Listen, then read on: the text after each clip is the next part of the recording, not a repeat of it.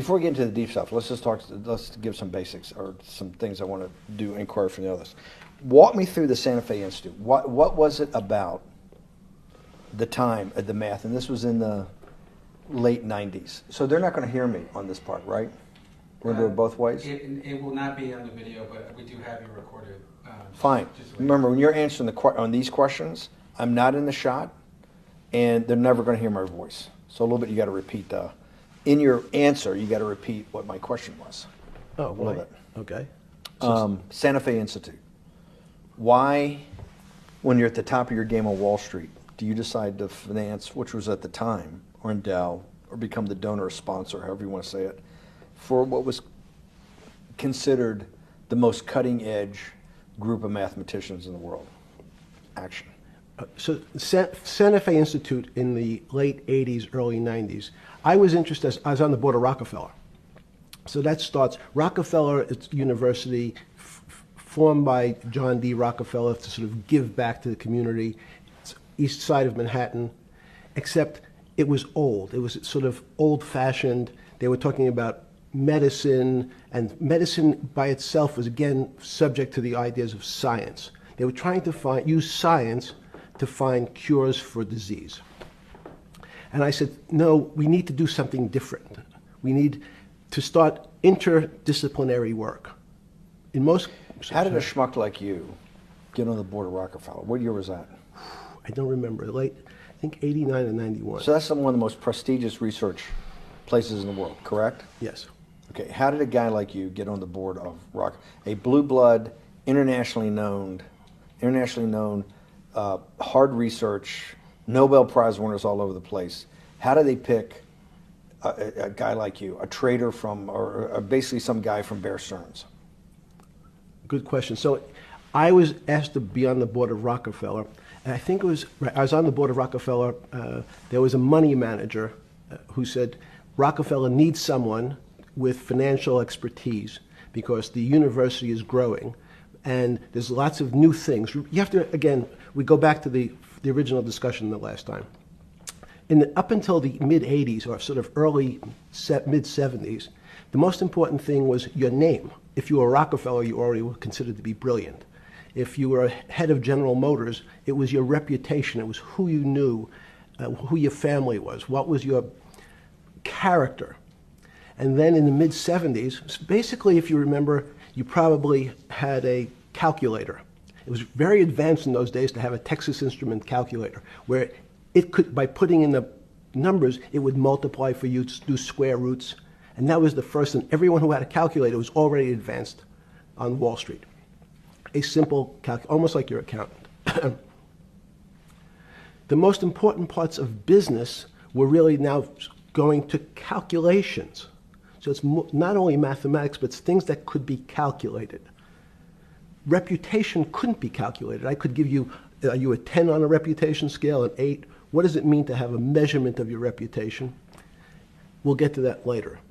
But places like Rockefeller needed someone to say, look, we're entering a different world where numbers and the numbers of companies, portfolio management was going to be balanced. It was going to be statistical.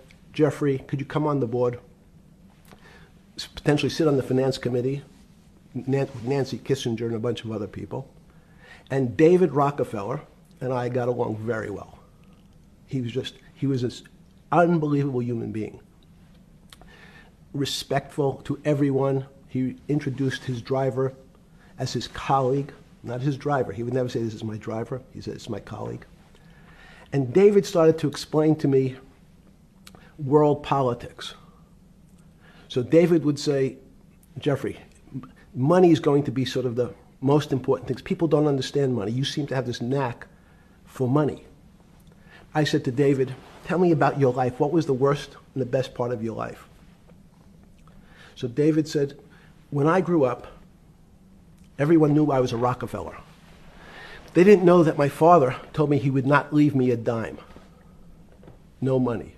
But every time we went out to eat, me and my 5 friends in school, they would leave me the bill. They would expect me to pick up the check because I was a Rockefeller. And he said, I was chairman of Chase Bank. And he said, I remember like it was yesterday, one of the headlines in Time magazine said, David please fire yourself. So he thought that there was a world that existed that would be a combination of both politics and business and leadership. What do I mean? He formed something called the Trilateral Commission. The Trilateral Commission is some spooky stuff. People said it was something the Illuminati, there's some mystery about it, people that ran the world.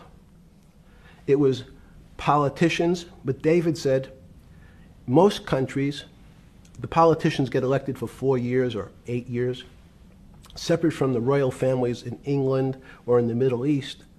Someone's there for 4 years and then they're not there anymore. The most important people to have stability and consistency would be businessmen. So he formed this Trilateral Commission of businessmen and politicians from 3 major continents. So it was the North Americans, the Europeans, and the Asians. So he said to me, would you like to be on the Trilateral Commission? Now, I was 30 years old, 32 years old. I said, great. And he said, well, you have to fill out this application so they have your bio. And I looked at the list of people, and it was Bill Clinton, former president of the United States, Paul Volcker, every great leader in America, the Asians, the Japanese, and with a very long description of their history. And they asked me to fill in what I would like to have written. And I wrote Jeffrey Epstein, comma, just a good kid, which I thought was funny, nobody else did. So in answer to your question, at that time I recognized around the world that monies and currencies were not really well understood. But again, it was only numbers. So numbers, and I'll get to the fact that it was bad thinking. Numbers are very good. Are most people that you meet, even on Trilateral Commission, when you meet most people, do you find most leaders financially illiterate, economically illiterate?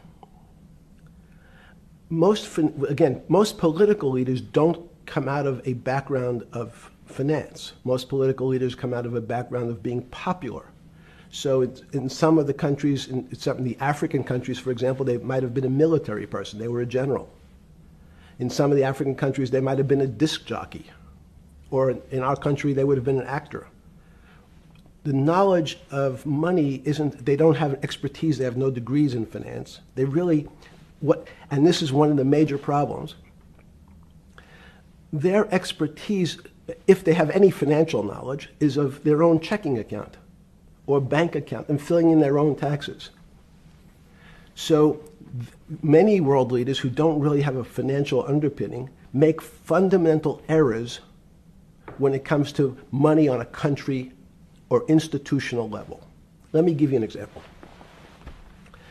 If you, Mr. Bannon, if I said your assets increased last year, you'd say, that sounds pretty good. And I said, what does that mean to you? You'd say, well, I have more money. I guess I'm wealthier. I'd say yes. And if your debt increased,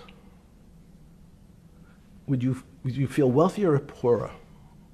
You'd say, well, I don't want to have increased debt. I don't like the idea of that sound, increased debt.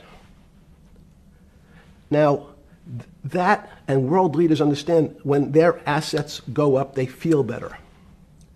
However, institutions like banks, things that people don't really understand are financial underpinnings of banks. When I say your bank, Mr. Bannon, you have the Bannon Bank, you doubled your assets. Sounds good, but what does it really mean? It means people owe you more money. You don't have any more money. What? Yeah. A bank's assets are how much it is owed by other people. That's crazy.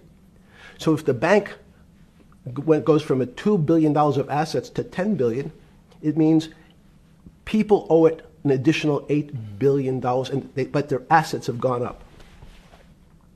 So the terminology of assets and liabilities is different for banks. It's not natural. And what most people, and you ask questions about world leaders, there's many people, I think your old boss Mercer understood, there's a fundamental part of money which is called fractionalized banking. And fractionalized banking is something that finance people understand, and the people on the street, and when I say people on the street, that's where I was when I started on Wall Street, would find it impossible to believe. Impossible. Why? Bannon Bank, I give you $1, just one single dollar. In our system of banking, I would say, okay, Steve, I gave you $1. How much could you lend out to your friends? And your natural reaction would be probably something less than $1 because I want to keep something in my pocket. The way our system works is if you as a bank are holding my dollar, you can lend out an additional $8 or $9. No, it's impossible. I only have $1, Jeffrey. We have something called fractionalized reserves, which is if you have 1, you can lend out 9. That's the way our system works. And so not only do world leaders not understand banking, but the man on the street, my father who worked in the park department, it would be beyond his imagination that people could lend out more money than they actually had in their pocket. Next question. But how did this, in understanding that, when you get on something like the Trilateral Commission, you're on the board at Rockefeller, which is the most advanced research. You get brought into the Trilateral, which is the elite of the elite. How, since you're only at that time 30-something years old. 8 years from teaching at Dalton, right? You're at Dalton. No, 10 years. 10 years right. teaching at Dalton. Yes. Walk us through. I mean, put us in the room. Walk me through exactly what it felt like. What it felt like being on the board at Rockefeller. We got these Nobel laureates, and you're sitting there making decisions, and you start to meet these people at Rockefeller. Now you start to meet these people at the Trilateral Commission. What did it feel like? It's a great question. So what did it feel That's like? what I'm in the business of asking. Yeah. What did it feel like meeting some of these people like Kissinger or Rockefeller? And those were two extraordinary people. But in general, I think the question, the people on Wall Street, I tell the story, the first day, one of the first days when I was in Wall Street, someone said to me, would you like to buy ATV? And I was looking in the brochure and I couldn't figure out what stock had a symbol of ATV. And when I finally said, well, I can't find it. And they said, what's the matter with you? Do you want to buy ATV? Which is, he was selling hot televisions, stolen televisions from the floor of the American Stock Exchange, referred to in common parlance as the televisions fell off the truck. So I knew what that phrase meant from Coney Island. But what I found was most people, be it in business, in normal life, or in the world leaders, don't really understand money. It is something they think about. They have a sense of what it is. They certainly want more of it. But they also make statements like, we want more money, but we don't want more debt, which just shows a misunderstanding of what money at its core really is. So most people don't, they want to make it, they want to save it, but to understand it intimately is not a normal characteristic. At the first Trilateral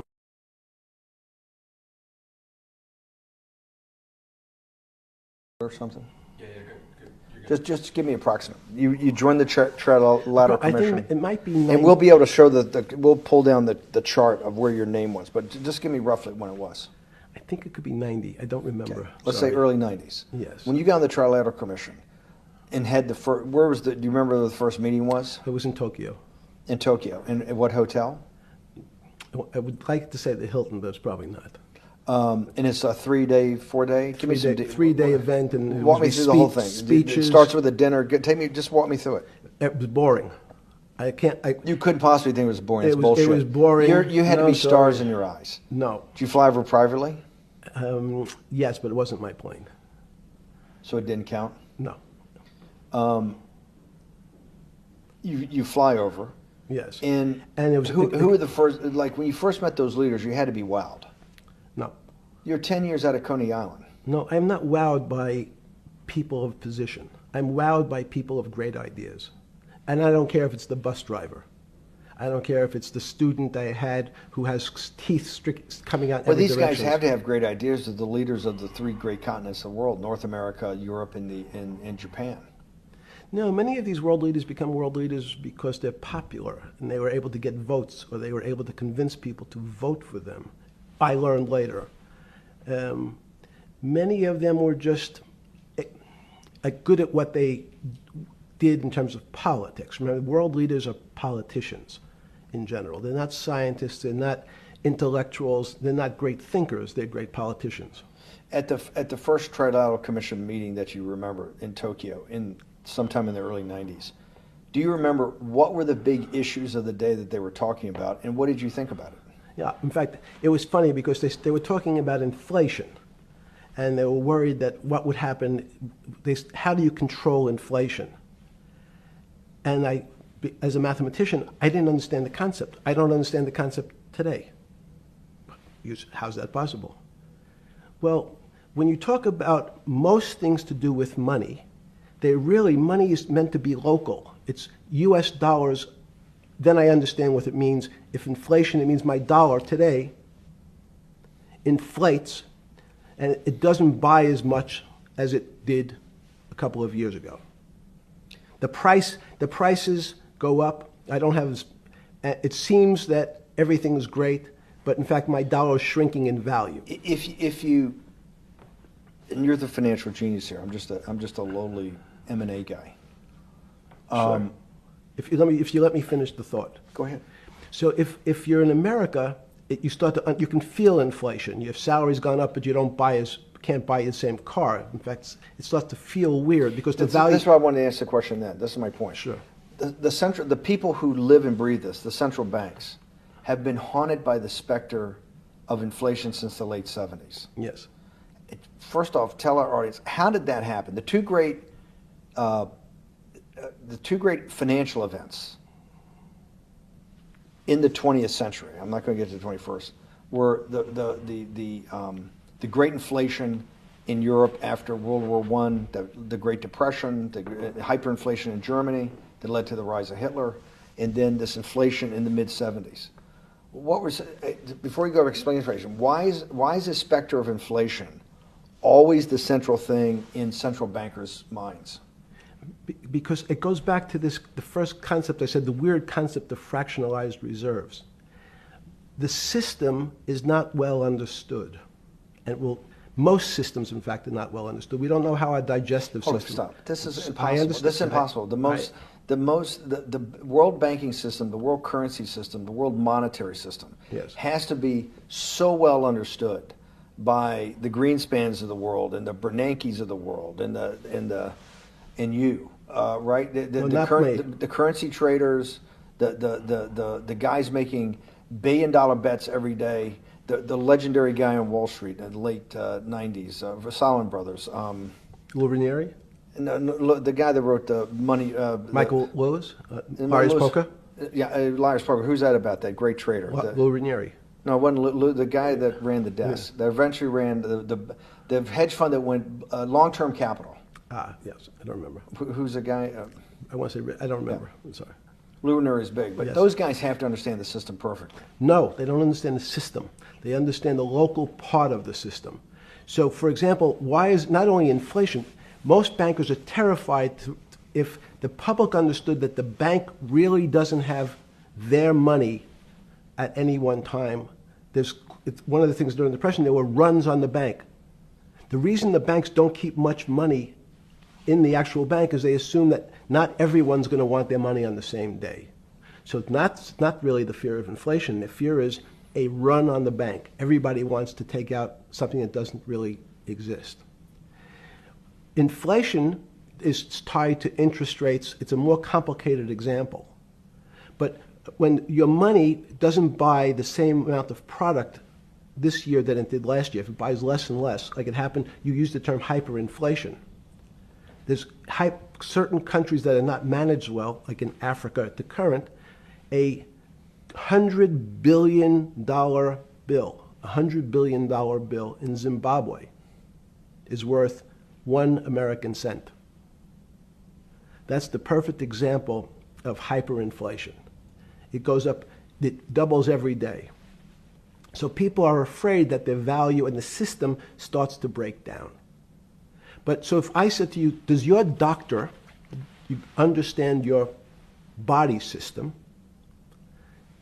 You'd say, well, I hope so, because I want him to keep me healthy. But you could have a kidney infection, you could have a heart attack, you could have a broken knee. There's lots of pieces of this system. And in fact, when you ask the question, very few doctors understand your entire body. There's a specialist for your knee, there's a specialist for your polynoidal cyst, there's a specialist for your head, and now we have specialists in different areas. So and I'm going to get to your first question about Santa Fe Institute. The world economy and your body are both comprised of little systems interacting with each other and making one big system. This is what's stunning for all the little guys out there, the populist movement, the little guys that haven't had a pay raise in 30 years. They think that these elites, have everything. The guys in the room making the decisions, the party at Davos guys. You're sitting there, you don't think many people today really understand the complexity and really all the moving pieces and how they interconnect to the world's financial system. No, not only don't they understand the complexity, and that goes back to Santa Fe Institute was an attempt of trying to see if there was a way to mathematize, formularize, or algorithmically understand what the term complexity means. That goes back to the original question. Complex systems are complex by definition. But there's not necessarily, it's not one level of complexity.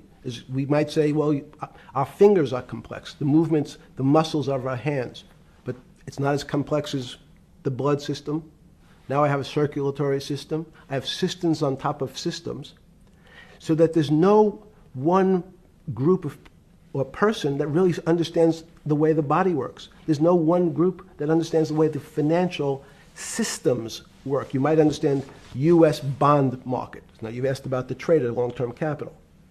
That was a bond fund, very small part of this very complex system. So the goal of the Santa Fe Institute was to see, is there a way to get in, somehow understand how complex systems interact? Fast forward, Steve, to today, where Google and these other engine companies, the other tech companies, are trying to build artificial intelligence. The strangest thing that they found, one of the strangest things, is that the systems that they design, this artificial intelligence, which a lot of people have heard about, is they design a bunch of systems.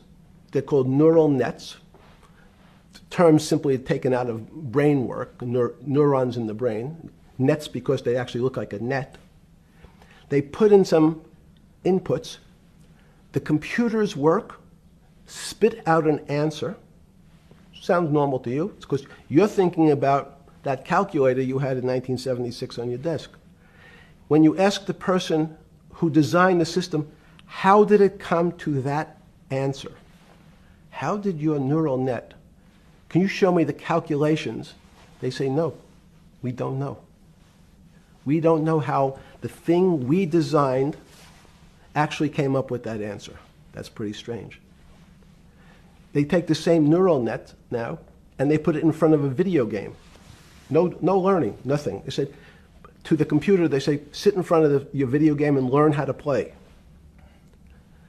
It seems the computer learns better than any human in history, faster than any human in history, beats any human in history, but when you ask the designer how did it do it, no one knows. It just did it. So that's the first little touch of things that we already have gotten to a place where we don't understand it, and we built it. On Sunday afternoon, September 14th, 2008, where were you? Sorry? It was the night they put Lehman Brothers in bankruptcy in London. I was in jail. Seriously.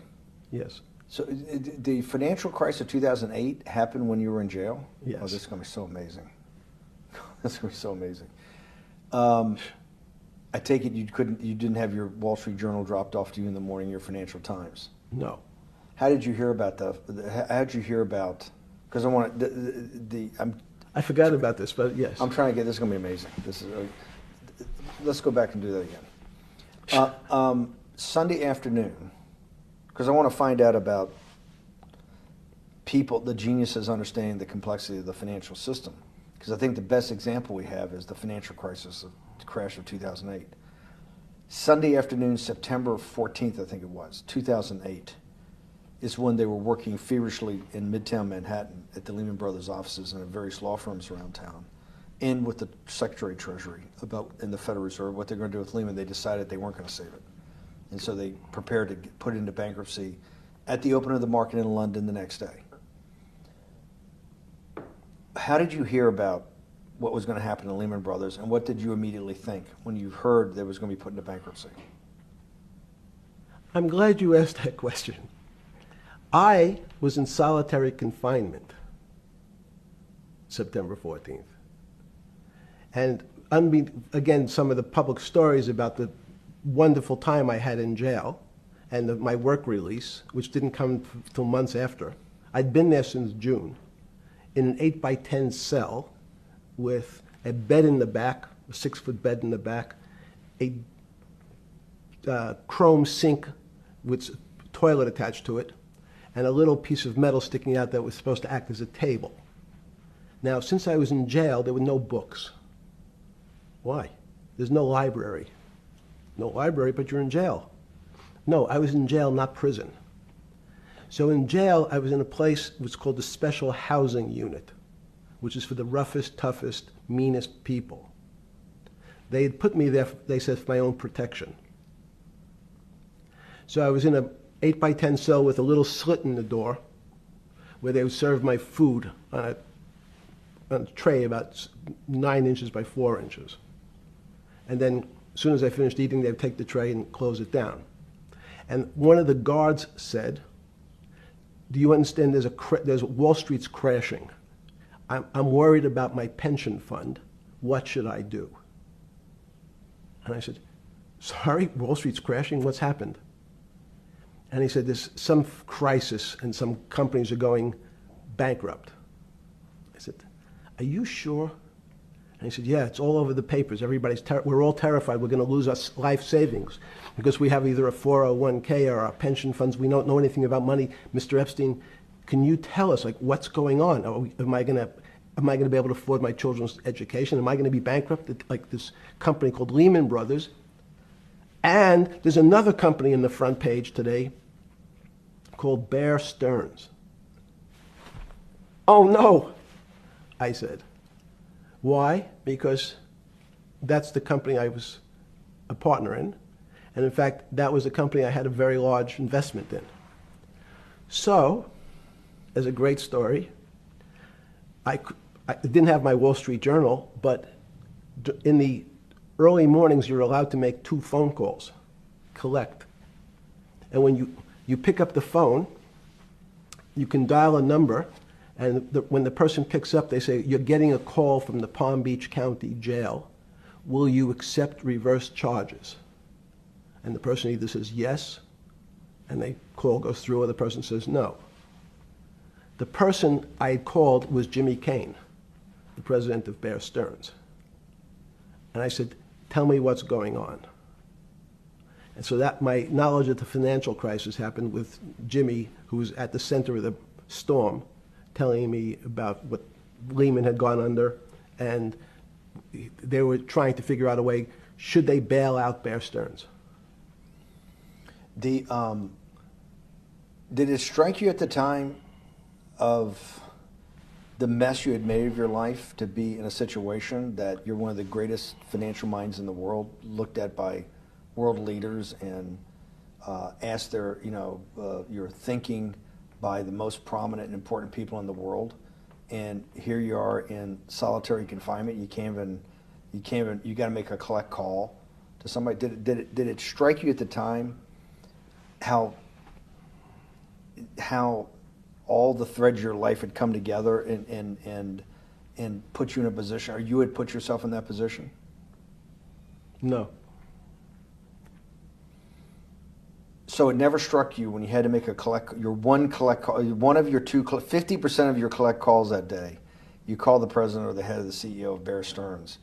The biggest financial event in your life is taking place, of which one, every important person in the world would be seeking your opinion. Number two would be a once-in-a-lifetime opportunity to apply your craft. Number three, it would be a once-in-a-lifetime opportunity to make money if you were smart, and obviously you're smart. You're telling me here, truthfully, that it never hit you at all of how you'd ended up in a place where you had to make a collect phone call from a jail cell that was 6x9 with a steel bed and your food being passed in through a slot. The question you want to ask is, who was the other call to? Okay. Who was the other call to? The other call was to my friend at J.P. Morgan, who was then, I didn't know it at the time, trying to buy Bear Stearns. So at one point, I had two phones. It was difficult because they're afraid people are going to hang themselves with the phone cord. So they don't actually come together and they're pretty short. So I was actually going between two phones talking to Bear Stearns and J.P. Morgan at the same time. So I found it amusing. And it never struck you about how to end up in a situation like this? No, that would be probably means I would be too self-aware. You can't possibly expect me to believe this. I know. I don't believe it. It's no, it Even can't- it can't as be- a- it can't- you're telling me that during that day, you never had a moment.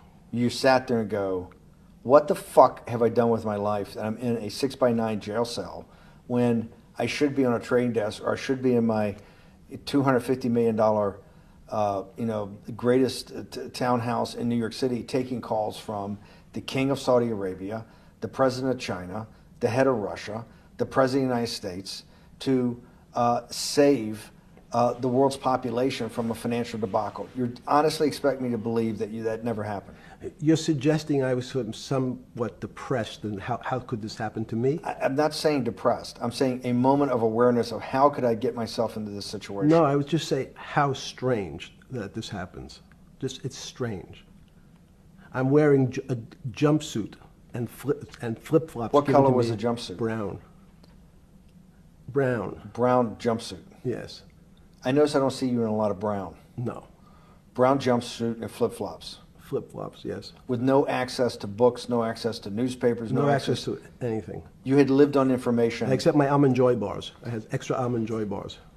Did you eat Almond Joy bars and things like that because you're afraid of what the cooks did to your food? Yes. Is that because of that you were in for the crimes that you were in for? No, it was just in fact, I Is was... it because you're wealthy? Yes. How did you know that? Well, people would constantly come, if I was passing by or have to go for my medical, people would either ask to borrow money or make some other types of comments about... And in the beginning... What were the comments? At the beginning, what were the comments? It serves you fucking rich guys right that you're here next to me. There was nothing about your crimes. No. So all this rumor you hear all the time about people in prison that commit the type of crimes you commit, you're saying in your personal thing is not true. No. It was all because you were rich. Yes. And it was all because they wanted to borrow money. Or get advice. Yes. Where they get advice to Which go long. Yes, Are you telling me is this time to buy? You're telling me in solitary confinement they're interested in going long? Yeah. They want to know what What does that say stocks... about human nature? Well, what I think that people find, one of the reasons they wanted to keep me in solitary confinement was they're afraid that everybody would want to know which stocks to buy. But what happened was, after this crisis, now it's on the front page of every newspaper. I don't want to lose this day. Sorry. When you first heard that, was it Bear Stearns had been kicked into bankruptcy, 6 months before? No, this is the same time. This is part of the same deal. I thought no. Bear Stearns, they saved Bear Stearns and didn't save Lehman Brothers. That's right. it. They let 6 months Lehman- before they had bailed out Bear Stearns, but Bear Stearns was still a zombie, A shell of its former a self. former self. But they had quote unquote saved it. They admit. Why did they make the decision in your mind? Why did Hank Paulson and Bernanke what's this concept of moral hazard? Explain to the audience what moral hazard is, and why did they save Bear Stearns 6 months before, and why did the smartest guys in the room decide not to save Lehman Brothers? It's a good question. The real issue is I'd have to go back when you have these systems to the way your doctor responds to any type of emergency in your body. If they might decide to save your kidneys and let your gallbladder go because the gallbladder is less important to your overall system. If at that time, even it's not that long ago, the boogeyman was when said, well, what really happened? Jeffrey, what really happened? What is this financial crisis? And, some of the progressives and the right wing blame it on the banks. It was the banks' fault. And it's the fault of this very esoteric, unknown concept of derivatives. It was really the derivatives that caused this financial crisis because the derivatives got somehow out of control and in the Mickey Mouse. And that was the way you started your road to a billionaire went right through derivatives. Yes. But derivatives were not the cause. Derivatives were not the cause at all. It's like saying your hair was the cause of your heart attack because it was on top of your head. So what was the cause? There isn't, let me say, there's no one specific cause. These are system collapses. So many times when they have to make your death certificate, when you say, well, what did he die from? They'll say heart failure. But if you say, what was the cause of his heart failure? Well, he had low blood pressure, his sugar was high, he was diabetic, he had all these other problems. But they say, no, we need a word on your death certificate. Did he die from brain damage? Did he die from heart failure? That's the financial crisis. Many people said, well, what caused it? They wrote, like on its death certificate, derivatives. But derivatives are not a fundamental cause of anything. Was it Sunday or Monday? I take it was Monday morning when you made your two collect calls and you were talking to Bear Stearns on one hand and Morgan Stanley on the other. J.P. Morgan. J.P. Morgan. That was Monday morning. Did you, Jeffrey, being one of the financial geniuses in the world, did you understand what Lehman Brothers going into bankruptcy, the domino effect, that by Thursday the financial system would be under such extremis that if it didn't have $1 trillion cash infusion in the United States, it might collapse? Did you know that at the time? Did you view that at the time? Yes. You did? Yeah. Why? Again, I don't want to bore you or the audience with the idea of it's a medical procedure, but you had system failures. So you'd recognize that if I said to you, did you realize when your father was on the ground and he was clutching his chest and he couldn't breathe, it was a bad situation, he could die.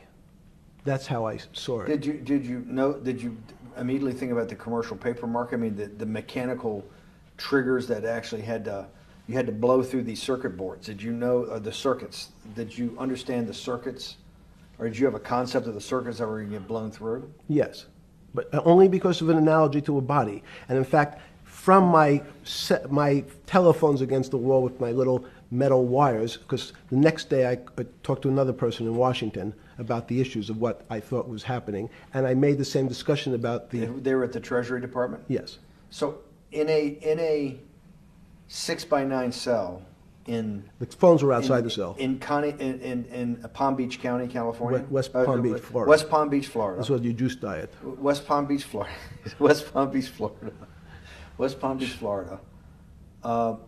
You're making a call to Washington, D.C. to talk to some deputy secretary of Treasury. Someone in Treasury. Right. Someone in Treasury. Right. And that does not, the night before you go to bed, it doesn't dawn on you at all. You never have a moment of self-reflection that, how did I end up on this metal cot when I should be at the center of things? No, I had a telephone. So I've said, I can talk to, it makes no difference where I am. In fact, I'm still talking to the same person if I was at my home in Palm Beach. But I'm the here in difference your jail. home in Palm Beach. I can dial my that's a own phone.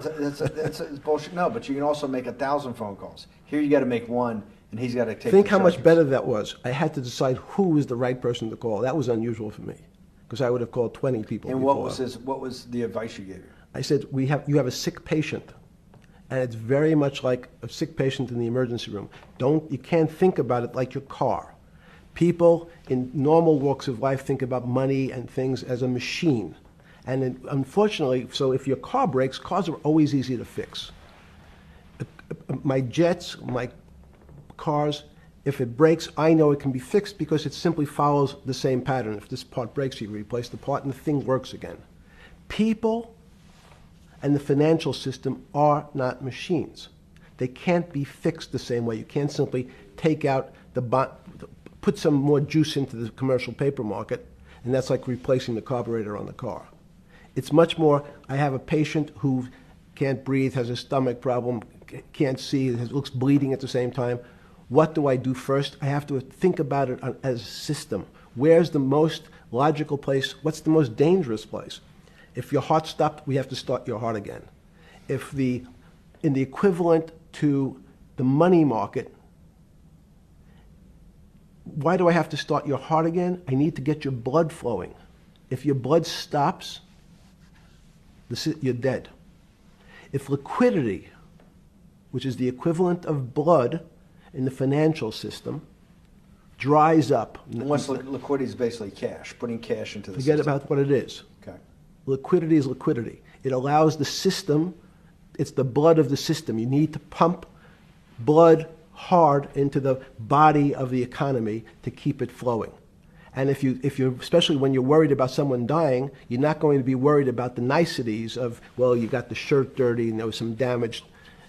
Pump in that blood, keep that heart When you pumping talked to the person in Treasury on Tuesday, the 16th, did you get a feeling as you were sitting in your 6x9 jail cell in West Palm Beach, Florida, that they were on top of things? No, you can't. It's impossible to be on top of things. There's no such thing. It's, again, the doctor watching the patient die. You hopefully have some confidence that he's seen it before. He recognizes that there are some steps he has to take first before he bandages the guy's finger or worries about what shoes he has on. So you hope that the people in charge, your doctors who are working on the emergency patient, have enough experience and, frankly, judgment to try to keep the patient alive. Did you think that they had those things, patience and judgment? They had pretty good judgment, and you needed a lot of luck, just like in the dead patient. You need to, hopefully you put that blood in and it's not too late. And you make some mistakes, but you have to know you're going to have to give it a shock. In the run-up to the September crash of 2008, Yeah. I guess you weren't occupied with finance. That whole summer, how long had you been in jail? Went to jail June 30th. So the entire summer. Yes. Before you went into jail, you were still very active in the financial markets. Yes.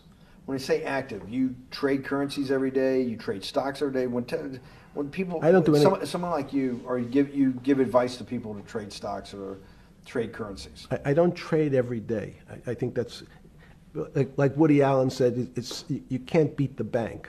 So I try to pick my spots. George Soros picked his spot when the pound collapsed. This would have been a great money-making opportunity that passed me by when I was in jail, but that's not how I think. In the run-up to that, in the spring of 2008, that's when Bear Stearns got in problems, I think, in the spring of 2008, and they decided to bail it out.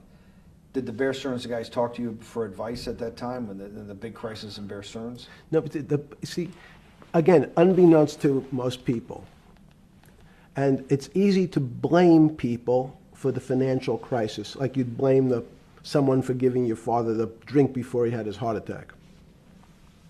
But what really happened, the real enemy of the finance system was Bill Clinton. And if you ask me what and who caused the financial crisis, I would tell you it was Bill Clinton. Because of what Bob Rubin and he did to deregulate the financial system? No. Because as of the last time we had our 60-minute interview, you talked to me about home ownership. and you asked me whether everyone should own a home. And I told you, no, it's too risky. So the financial collapse of 2008 is because of hardworking African Americans, Hispanics, and whites who wanted to have a ownership stake in the society that all rests on their shoulders. They're the culprits. No, not at all. Okay, then I didn't say they were the culprits. I was pretty clear it was Bill Clinton. Okay. Why was it Bill Clinton? Because Bill Clinton wanted to get votes from those people.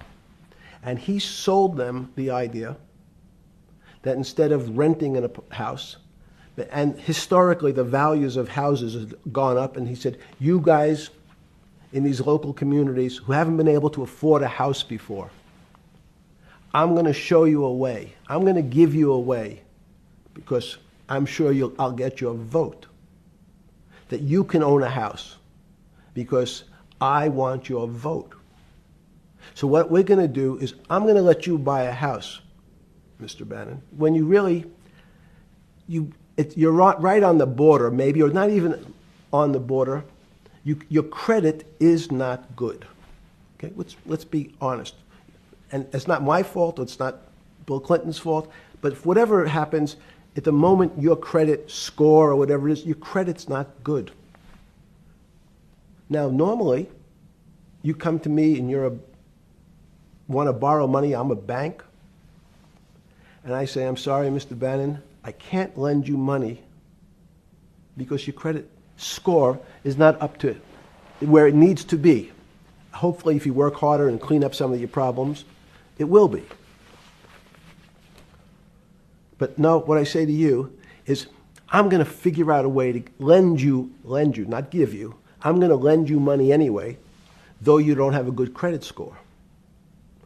And don't worry, I'm going to get rid of the term that you don't have bad credit. Bad credit sounds pejorative.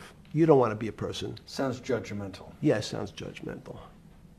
So what we're going to do is we're going to call your credit situation subprime. Oh, nobody knows what that means. Subprime. That means prime is good credit. Subprime is not good credit, less than good credit. So we'll call it something that people really won't follow, and we'll tell you what. We're going to have people lend you money, though you are a subprime borrower, and I will figure out some government agencies to guarantee your loan, though I don't think you're a good risk. So the banks say, no, no, no, we don't want, initially, the bank said, sorry, this is too risky, Mr. President, for us. We're in the business of managing risk. It's not our money. It's the hard-working people's money sitting in our bank. We can't lend to people whose credit is not prime. You're asking us to lend to people who are subprime. And he says, here's the key, if you don't, Mr. Bannon, I'm going to make sure the Justice Department charges you with discriminatory lending because you refuse to lend to my subprimers. In business terms, you should never lend to. But what we'll do is I'm going to form an agency called Fannie Mae and Ginnie Mae, just another agency names. They'll guarantee your loan. So don't worry. Don't worry. You don't have to pay it back anymore. Even though and maybe you don't even have to work as hard anymore. That's probably a harsh statement, but these players, these two big firms, Fannie Mae, will guarantee the fact that that bank will receive its money. Now, the bank says, wow, best deal in history. I refused to lend to Mr. Bannon, but now he has the big brother, his Uncle Sam. He went to his Uncle Sam, and Uncle Sam says, I'm guaranteeing it. The bank says, I want everybody. Give me as many people as you can give me, because Uncle Sam is the best credit in the world. Not only it's the United States government. We'll take it all. We'll take as much subprime as we can handle, because it's the best investment for the moment. It's a strange investment because it has politics that has inserted its way into the numbers. Politics doesn't belong in the markets. But now we're going to have, I want the votes, we'll make guarantees that you who can't get a house normally will be able to get a house from the bank. The bank says, this is the best deal in history. We will package 100, 300, 1,000 of you subprimers, and we'll sell it off to somebody else. And the whole system becomes mired in subprime mortgages. That's becomes the issue. What do you mean mired? This is too much supply. It's a supply-demand problem. You get too much supply. No, it's a very good question. What does too much supply mean? Well, then you get to people, go back to your first question to me. Government leaders. Government leaders know if they're good, and they can do mathematics, they can balance their checkbooks. So certain people in Congress said, well, how do you value these subprime mortgages? The banks say, we've been valuing them the same way we've always valued them for the past 20 years. The accounting firms, there's something in this country called GAAP accounting, which is a standard type of accounting. And we account for them the same way we've always accounted for them. If we paid $1,000 for your mortgage last night, when we put it on our books today, we're going to say its value is $1,000. It makes sense. I paid for it what's its value? It's $1,000. That's what I paid for it last night. No. The Congress people said, that's not really a good answer, you know. That doesn't give us confidence that you know what you're doing. Because what happens if you have to sell it tomorrow morning? Something's happened and you have to sell it. Remember, there's kinds of stress tests. Would you be able to value it at what you paid for it the day before? And Wall Street says, that's not the way you can think about this. This is crazy. We always value things at the cost from the day before. And they changed the accounting method, in essence, to say not what it was worth yesterday, but if I have to sell, what would it be worth? That's impossible. So what happens is every bank now has to value something they bought yesterday at lower than they paid. Never before in 20 years did they have to do this. So something they bought at 1,000, on their books was 1,000, is now 990. That starts to, you asked the question about what did I start to think about. Something's 1,000 and 990, this person now has to value it at 980. When did you first start to get nervous, understanding Bill Clinton in all this? Did you change glasses? Yes. Okay. I changed shirt. I saw that black. Are you okay with the? Yeah, great. I think we're gonna have all kinds of changes. I'm experimenting. Yeah. Okay. When did you get a feeling? Did you ever anticipate before it happened something like 2008 could happen? No. How could that be? It's the word I can beat it to death. Is that it's very much like would I anticipate I'll have a heart attack tomorrow? Unlikely. Was 2008 a heart attack or a stroke? Debilitating. It's a better. It was both. But why was it both? Because in fact, as I said, the blood was getting dried up in the system, and the head, which is sort of the central bank, wasn't working. So to some extent, it was a combination. It was a crisis. Did you see that building up over time?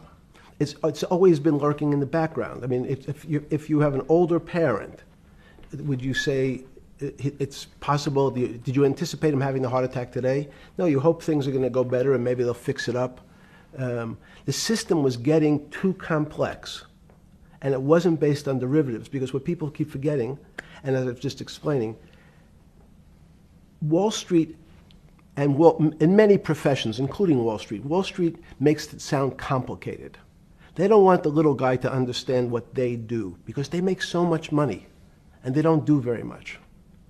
So they couch it in words like derivative and stock options and commodity futures and different types of contracts. It's all fairly, everyone is capable of understanding it. It is not complicated. But Wall Street, because they make so much money from doing fairly simple things, needs to make it more complicated than it really is. We had a very big recession in the early 90s based upon real estate and Japan basically imploding. Let's again, Okay. you had a recession in the 90s. I don't know what it's based upon. It's always interesting to look back and say, separate from there's certain triggers, like there, in the 70s there was a... What do you think it was based upon, the 90s downturn? It's clearly there was a huge downturn. No, I know there was a downturn. That's what I know for sure. I don't. That's a fact. That's all. Everything else is sort of speculation about why did he have that? I understand that, but Sorry. there's some speculation that has 0% probability of being true, and there's others that have 90%. In the range, when you look at the range of alternatives of what could have caused it in 90, and what I'm trying to do is get you all the way up to 2008. Look, you're the smartest guy in the room, right? You know that. Do you think there's anybody in the world today? Oops, this is going to be a bad question. No, but do you think anybody in the world today, the Alan Greenspans, the Bernankes, is there any central banker you know, any partner of any Wall Street firm, any guy running a trading desk, and I would take it that would be, or anybody at a Larry Fink at BlackRock, Steve Schwartzman at Blackstone, the top 100 financial guys, and let's throw in a couple of Nobel economists, and let's throw in the best professors at Wharton, at Harvard, at Stanford. Do you think that there's anybody that understands money or understands the world's financial system as good as you? There must be. But it doesn't come to the top of the head. No. Okay, fine. Now Now that I've gotten that, let's go back to 1990. In that arc from the fall of the Berlin Wall to 2008. Good. We started with the implosion in Tokyo of the Japanese economy, Japanese financial markets. We had the huge run-up in internet stocks, right? We had the implosion of that in 2000. The bankruptcy of Drexel Burnham in 90. Mm-hmm. Implosion of Japan, huge run-up in equity markets for the internet, implosion of the internet in 2000, 10 years later roughly. Mm-hmm. And then this run-up through the Iraq War and all that, the run-up to 2008. Every 10 years, it seems like, we're in some sort of 10 years before the 1990s was the 70s. You sound like an astrologer. Okay. And not a finance person. You're supposed to be a mathematician. It just seems to me a pattern of every 10 years. That's misleading. That's exactly right. Okay. Because people like to see patterns. People like to see patterns where there are none. So a pattern of a financial crisis every 10 years is just in my mind. Yes. Long-term capital, that had to be bailed out back in the late 90s when everybody panicked. And that wasn't that bailout today would look small, and it was $5 billion, or was $30 billion. Businesses fail all the time. But long-term capital, the Federal Reserve stepped in. But I'm saying people go bad. Things go bad all the time. Yes, you're correct. The audience is watching this, the little guys, they go bankrupt all the time and nobody gives a shit. You know why? They're a little guy. But when long-term capital management goes bankrupt, or Bear Stearns goes bankrupt, or Lehman Brothers goes bankrupt, people care because it's an unfair characterization. Why do you say that? Because again, it's the complexity of the situation. If you think about you have a complex system. You have your body. Now, in fact, the little guy is my finger. This is. And Bear Stearns is your heart. That's correct. The banking system is my heart. The system, I can't risk my because remember, it's not only my. You haven't been able to name. Hang on. You haven't. Hang on. No, hang. I was trying to hang. I wanted to see if the hang on worked. No, you haven't been able. You're not good enough yet. You're like junior wizard trying to do it. You haven't. Yes. I'll say, since we can't name another guy that's as good as you. There may be a couple out there. You're not bragging. You're humble. It had to be sometime. Please tell me there was some time before you went to jail and basically got cut off from daily information in the summer of 2008, that you started to get very nervous that this complex system, that something was deeply wrong? Okay, first, let's go back. When I say no one understands the system better than I do, it doesn't mean I You always understand. sound like a doctor. You're afraid he's going to get sued for giving a thing. Yes, you're not, no. you're No, not no, taking no. on any liability. There's no contingent liability here for Yeah, your no, answers. no. But the word understand is the problem. Okay. I don't understand the system. So I don't understand the financial Will you system. please stop? You cannot sit here and Yeah, tell no, me. no. What we just went through, I'll go through again. The hedge fund managers, the money managers, the central bankers, the commercial bankers, the heads of the investment banks, the heads of all the trading desks, the top economists, and I'll throw in the business school lecturers at Stanford. Of all the top 200, 250, you can't name at the top of your head the guys are at least at your level. You have to understand it somewhat. No. Sorry. We all don't understand it. No one understands it. It's a miracle. It's that's part of the problem. It's impossible to understand. That word understand simply means if this happens here, that will happen there. It's predictable. Understanding means it's predictable. It's not predictable. That's the problem. In complex systems, that was the fascination. Is there a way to tease out some level of predictability?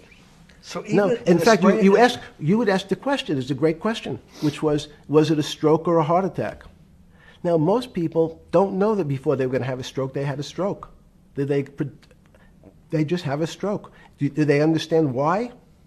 In hindsight, you go back and you can make lots of explanations. It might sound good. And if you're talking to the working man, you're using language that he'll never understand. It's complex. So he, just like going to his doctor, he says he has a gastrointestinal problem, or he has diverticulitis, as opposed to saying, you had a stomach ache, you ate bad food. People don't like to say it in normal, everyman terms.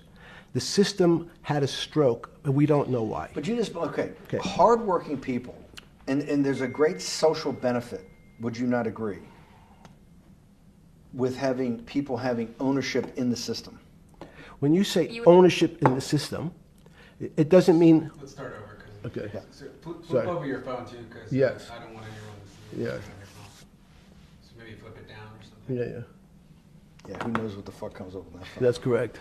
We don't want to send you. KSA. I can't not believe I've got the magic moment when you're in fucking prison or jail, wherever the fuck it is, It's in crazy. solitary. Now, there's a funny part to that we missed, which is So said. go ahead, tell it. The funny part is Yeah. what you asked me. Is there anything funnier than that? No, For black humor, it's I don't make any black comments. Sorry. You asked me what I was wearing. That's right. You're too wrapped up in the Me Too movement. Yes. So I was wearing a brown jumper and a brown pair of pants given to me by the jail with the word trustee on the back. Because you had qualified to be a trustee? Well, the funny part was it was spelled Trusty. So I wasn't really sure. I'd been a trustee in many different operations, but it was the first time it was actually printed on my back and spelled incorrectly. Probably had a higher level of being a trustee at that than you had at all the boards that you were trustees, right? Yes, right, because as the trustee meant you get two devices to clean your toilet as opposed to one. Yeah, but it also meant that you had some sort of personal fiduciary own responsibility for oneself, right? In the jail? You Well, mean? that's what being a trustee is. That's where they give you two. Yes, you get two cleaners.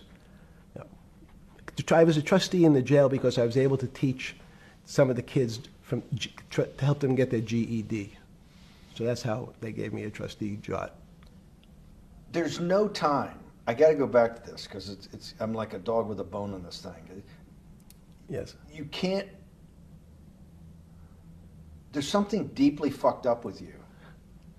At least something. Well, we know there are things deeply fucked up with this. You will get through in this film, Right. but you cannot possibly sit there, knowing that you came from nowhere, knowing that you went to the very top of what is considered outside of science and maybe physics, the thing people most admire because it's like alchemy, understanding high finance. To sit there in what will be the defining financial crisis of our time, like Black Friday or Black Yes. Monday, whatever it was, in the Great Depression, and be there at that exact moment, triggered in part by a firm that you used to be a partner in and knew intimately well, and it created much of your initial net worth because of, and know that you couldn't, someone who lives on a phone, right? Yes. Because you do live on a phone, right? Correct. You had to make just 2 collect calls. You cannot tell me sometime during that day you did not have that conversation with yourself of how the fuck did I do this to myself to put myself in West Palm Beach in a 6x9 cell with a metal fucking bed with a brown shirt that said trustee spelled wrong. So did I find it amazing that I was there? That's a Not better- amazing, and I don't want to say it was not Nope. funny. Oh, I thought it was. I wasn't funny. Right. But Not I- amazing. no, it was incredible. Incredible in what way? This- Incredible, like how do I do this to myself? No. It's as incredible as me sitting here in this house. They're both just 2 sides of the coin. That's how I think about it. That my life today is incredible. Do you consider yourself a stoic? No. I consider myself a hermit. Stoics are not very happy. Being a hermit then, being in that 6x9 cell, being in the cell qua the cell was not the problem, right? Correct. What was the problem? Eating the almond joy bars. Because you couldn't eat the food. No, right. And but remember, my life is. Did that ever strike you that I can't eat the food because somebody might have done something to it? I gotta live off an almond joy bar, 1 a day or 2 a day or whatever. How many ever sneak in a day? No sneaking in. Your 1 almond joy bar, it did not hit you at some time? How the fuck did I do this? No. Let's go back to the spring of 2008. Were you so wrapped up in your personal issues at the time you were not spending enough time on the financial markets, or were you deeply involved in the financial markets like you normally were? In No, the spring of 08? I was involved. So we're saying that the smartest guy in the room didn't see it coming. No, of course The not. bankruptcy of Bear Stearns, you just thought was a Bear Stearns problem. You didn't see it as systemic. I know you keep harping on it, but it's not. Because you're a mathematician and understands systems. I- It seems that anybody that understands that they had a systemic problem, you at least be the first on the early search radar. If you're not going to see it, then I'm really afraid, because that means that I always assume there's at least a set of guys out there that have some sort of sense that something's not right. Imagine the guy who has a stroke or had the heart attack. When you ask him, did you feel funny the day before? He's going to tell you, yeah, I didn't feel right. Something was off. I didn't feel right. I had my stomach was right. I felt a little dizzy. I felt a little weak. But if you asked him that day before, do you think you're going to have a heart attack tomorrow? He'd say, no, I just feel a little weak. I'm a little dizzy. My stomach hurts. So these systems, and that's the issue of complexity. What complexity says is that, in fact, everything seems to go along, and people have seen it. One of the great examples of complex systems is sand dunes. In fact, the sand keeps building up. People have seen some, and all of a sudden, one more sand drop, and all the sand starts running down the hills. That's the way I see the financial market. But you funded Santa Fe in the early 90s or late 80s? I believe it was early 90s. I can get back to you. But early 90s, Santa Fe was funded for the study of complexity theory. It was studied with math. So let's back up. So why did I buy a ranch in New Mexico in 1993? So that gives you some sense. So I would have funded it in 1990. Los Alamos, which was the high energy lab up in New Mexico, was losing all its scientists. And They were Los closing- Alamos, it was where Oppenheimer and where a lot of the nuclear weapons program, the bomb. That's where the original bomb. Manhattan Project. Manhattan Project Yes. was Yes, sir. as Los Alamos, and you bought your property out in New Mexico to be near that? Yes, because the scientists were going to be, they cut the funding for high energy physics. But the people who worked in Los Alamos would still be in the Santa Fe area. They cut that because this was the Cold War dividend, right? I don't remember exactly why. It was because, again, people thought that physics and high-energy physics really wasn't that important. Because that was about nuclear weapons. No, it was because they decided, which may be not right, this was the same time that Murray Gell-Mann came up with the term quark, Q-U-A-R-K. He picked it out of an old poem, the word quark. But it was mysterious. So they were starting to understand in the 90s that our world of the physics world, there was things that were just unexplainable. They called it strange things. You gave it a name. You gave it some characteristics. You called it had charm, was one of the terms. It had a charm. It had a flavor. It had a color. But no one, Mr. Bannon, understood what it was. Just like the financial system. And you wanted to investigate that. I wanted to see if we could build tools so others smarter than me could help investigate it. And that was the beginning of your concept of the Santa Fe Institute. Yes. And Santa Fe Institute was founded to do study in this type of... Can these areas of strange things be described by some form of mathematics? So that's what I'm trying to get at. The foundational thought, the organizing principle of Santa Fe, yes, in the high physics lab at Los Alamos, right, which had been the headquarters of Manhattan and the Trinity Project, right, the bomb. Yes. So you're talking about the elite, the high priest of physics. Of physics. Yes, sir. Which high priest of physics, some subset of that is also mathematics. Yes, they're both similar. Project out. One of the tools you want to do is to make sure that in this complex system, the finance system, I'm doing a lot of this for philanthropy and a lot for the good of mankind, but also to be able to understand this complex system, the most complex outside of maybe our body, of the financial world. Yes. Did they create tools, or were you smarter in then the mid-aughts, 15 years later, than you had been then because of work that was done at Santa Fe? No, it was great. But in fact, most of my philanthropy in the area of can you describe things that appear to be unexplainable by mathematics, and can you fund people who have new ideas? And unfortunately, when someone thinks they've been able to, there was a man, Stuart Kaufman, when they think okay, I figured out how to be able to predict the unpredictable, what appears to other people to be unpredictable. But my system, in those days it was called genetic algorithms, can predict what things will happen, and they all want to make money. So they use their systems to try to figure out, they know they have figured out the way to make money because they figured out the unexplainable. They try, they go bankrupt, and we start again.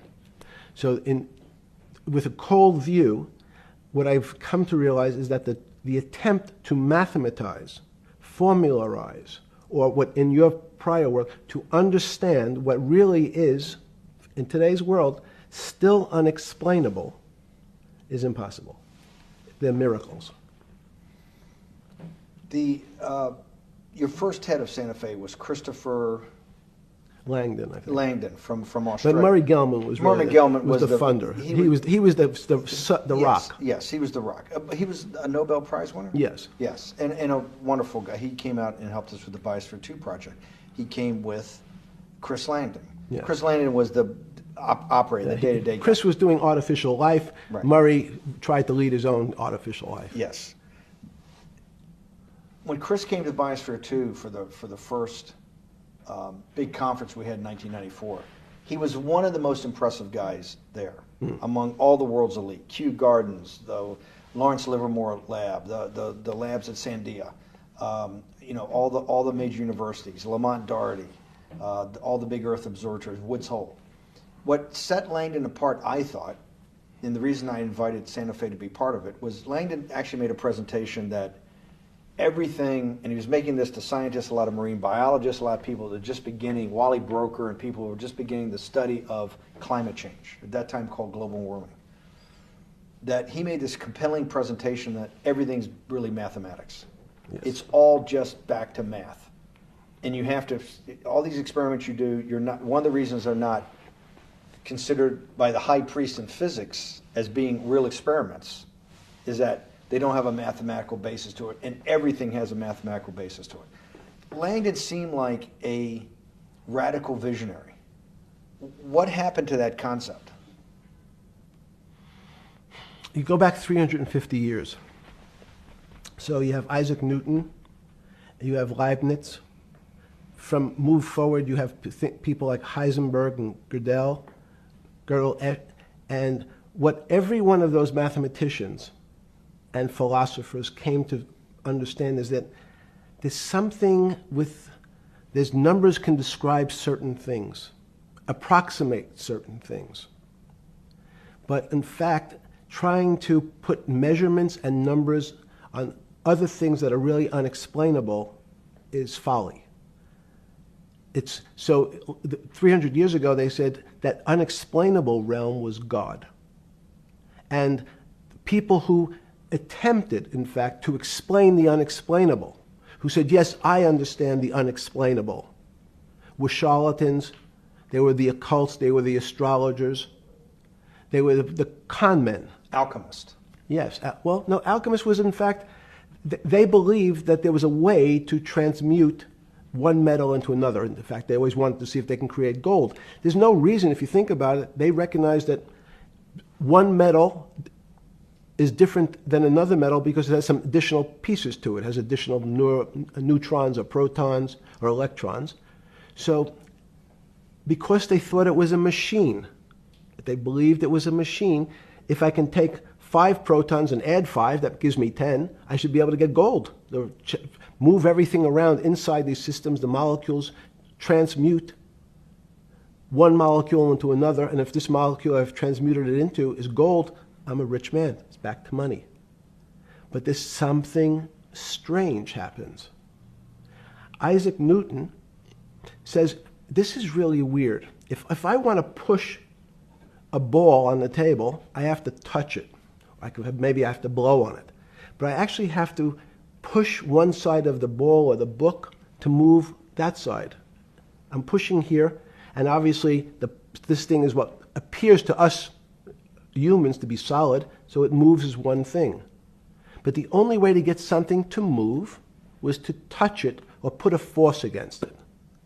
Okay, seems to make sense. Everybody has that experience. I want to lift a glass, I lift it. If I want to push a ball, I push it. If I want to pull a ball, I pull it. But he recognized when the ball fell off the table, it went in a different direction. How's that possible? Nobody pushed the ball down. And he said, this is crazy. Why did the ball go down? I didn't push it. I just let it go. So someone's pushing the ball. Because I know that I am confident that the only thing that gets something to move is with a force that pushes. So there's a force that's pushing the ball down. In fact, he called it gravity. He measured how fast it was pulled, but never was able to explain why it happened. How is it? What is gravity? It's this. Everybody says, well, why did the ball fall to the ground? Because gravity took it. But what's gravity? That's, as Feynman would say, that's the name of the thing. We have no idea what it is. This goes to Santa Fe. They were trying to explain the unexplainable. Can we measure, can we figure out a way to predict the stock markets using these types of chaos complexity? Before we get there, let's walk back through it. Let's go back to Newton. Sure. Pre-Newton and then Newton. What did Newton solve that for millennia up to Newton had not been solved? And then I want to go forward all the way to Santa Fe, what they were trying to solve. Let's start with just 2 or 3 of the basic guys, but let's go with Newton. What pre-Newton, it was what? And then why is Newton such a genius? In the, I think mathematically they told me one time, I've seen there's been 115 billion people roughly that have lived on the earth. And of that 115 billion, Newton. Are you sure that's a number? That sounds a lot very high. We only have 7 now. I think in the history of the earth, I think it's, I'll pull up the stat for you, but I think it's 115 billion people. They figure that probably is inflation. That's why you have lived on Earth. But he's one of the handful of the most important. What did he solve for? Why is he so important for how we live today? And then we want to go through Leibniz and the other 2 or 3 other major ones to get us to Santa Fe? Well, it's a long journey. This is the heart of what we're trying to do. Let me take a bit of a detour just Okay. a second. What if you went to high school and the last year in your high school, you took calculus? So Isaac Newton sort of invents calculus. Well, that sounds invents. Mathematicians. To torture seniors in high school before they graduate. Yes, but obviously no. Yes, the answer is yes. Certain people could never do calculus. Why is that? Why is calculus so? Why is that the dividing line between, to me, people who can handle that and can go on to do certain things, and people just hit the wall, even if they know math? It seems to me that there's that calculus is the thing that changes. It bridges. That's because it's about the theory of change and the theory of how things change. It's a great question. But in fact, what calculus does is it's somewhat philosophical. That's why mathematics is Newton wasn't a mathematician, he was called a geometer. That's what they used to call themselves. They understood geometry and numbers. But there's an old conundrum where it says, during Pythagoras' days, Zeno's paradox it's called, where they said, well, if the wall is 2 feet away from me, and I take one step that's halfway to the wall, that'll be 1 foot away. And if I take another step that's half again, that'll be half a foot away, and then a quarter of a foot. I could walk forever but never touch the wall. Doesn't sound realistic, doesn't make any sense in our real lives of the physical. But what Newton understood is many problems were like that. Many things approached the wall, or in calculus, approached the limit, but never really reached it. So he said, it's okay, you don't have to reach it. We can do lots of the mathematics as if it was so close, it was almost there. And we could do lots of mathematics almost being at the limit. And this is really important, Steve, for today. Because most of the science up until today was things that are starting to approach the limit. You were taught in high school that if you had 1 divided by 0, if you remember your high school algebra, you were told, what's the answer to that? Is there an answer to 1 divided by 0? No, if you were in high school, I'd say, stay away from it. It's the boogeyman. You could write it down as it's undefined. It's not able to be determined. There's a bunch of things. But in fact, 1 divided by 0 is a strange things happen. It's a world of the strange. And what I'll explain to you after is that when you get 1 divided by 0, you get into a world we don't know what happens. The answer is it's not explainable. We can call it things like undetermined. We can have a convention to say it's X, Y, or Z. But in real life, we don't know what happens when you are actually at the limit. So Newton thought the same concept, is that the limits were God. You got close to God, but you can never be God. He had this sort of religious interpretation. Okay, I want to go back to Newton. Why is Newton such a big dividing line in mankind's history? What is it about Newton? What is it about what he tried to solve? What did they not know beforehand? And because we live to a degree in a Newtonian universe, although I realized later subparticle atomic physics, but at least for a while it was Newtonian. So what's the dividing line? Why is he so important? Why is he an inflection point in mankind's movement from the swamp to the stars? It's a great question.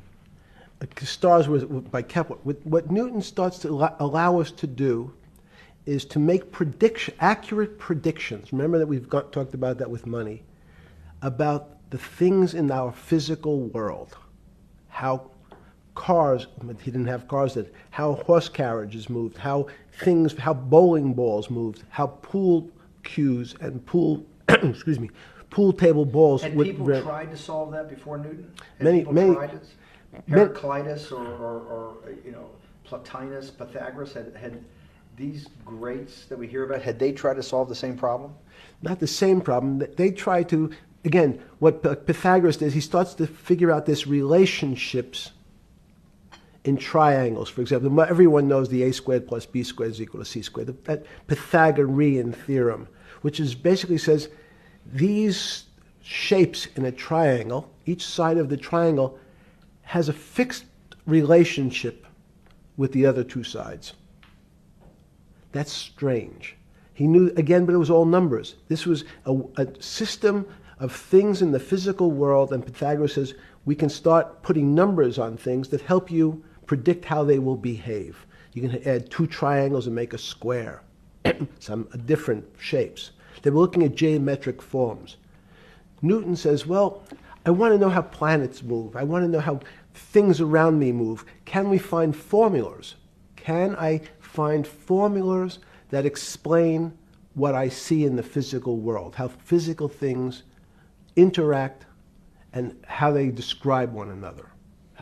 Again, the fact that two things, two solid masses, for some very strange, unknown reason, unknown today, attract one another, no matter what they are. People have seen the experiment. You hang something, two little metal balls from a string, they move towards each other. In fact, they move towards each other was very specific. So when you drop the ball to the floor of this room, Newton says, in fact, the room came up a bit to meet the ball. The room moved. It's imperceptible. You can't really perceive that motion, but they attracted each other with certain ratios. So he started to be able to measure things in the physical world. And that was great advances. It also, now you wanted to move very quickly. Unfortunately, most people, especially in the 20th century, 19th century, said, well, like Newton, let's measure everything. Let's measure people's behavior. Let's measure their psychology. Let's measure their health. You go to we could have my blood test. Let's measure everything. We measure Wall Street. Their voting habits. Measure, measure, measure. Can we put a number on how much I care for my wife? Can I put a number on how I feel? And we tried, unfortunately, we try to mathematize the finer things in life, and then recognize that there's things that, unfortunately, just fall outside. Schrodinger wrote a very famous book about what is life. He was trying to figure out a way, can he describe the difference formulaically between things that are alive and things that are dead? The answer is no. The things that are alive in my world are miracles, not magic. Magic has a bad connotation, trying to hide things. You don't believe in the spirit or the soul? That's what animates people, is your spirit or your soul. That's No. Have you ever seen someone die? When they die, their spirit leaves. Their soul leaves, no question. So in There's fact, no question to you about no that. question. There's no question to you that there is some animating life force within us that leaves when you're dead. Yes, in fact, I refer to the soul. This obviously a certain the questions in the past, even Because during people would normally think you were soulless. So Thank you. But have you talk about you actually believe in it and have done some thinking about it is pretty shocking in its own right, isn't it? Well, again, mathematics. Leibniz thought. So Newton was at Cambridge, and he was the head of the math department, right? He's a professor, essentially. Yes. But Leibniz, was Leibniz a German professor? Yes, but what Leibniz said is the soul is so strange because God took chemicals, which is simply the material, like tables, and he somehow made this material able to have a thought. How strange is that? Not only does it have a soul, but some way it was put together that this material substance is able to think. So when you say to me, it's obvious to everyone that there's such a thing as a soul. Now, if you're part of the Charlatanville, you'll try to explain it to people. The soul I describe as the dark matter of the brain. Why is it dark matter? Because in high energy physics nowadays you hear terms of dark matter, dark energy. Again, terminology, it's a complicated term. Why is it dark matter? Because we can't see it, that's all. What do you mean you can't see it? Well, somehow we see something moving towards this area of darkness. Something, I can see this thing. This appears to me to be empty. It's just black. But I see it being drawn this way. So I say, well, I know if this were matter, that would follow that equation. If this was solid, it would explain the way this particle moves. But I can't see anything here. So I'll just call it dark matter. And I'll say, I don't know what it is, but it behaves as if there was something there. The soul is obvious to everyone that there's something different between things that are alive and things that are not alive. But we have no idea what it is. It's currently unexplainable. I believe we need an entirely different system of analysis to try to figure out. But Sorry.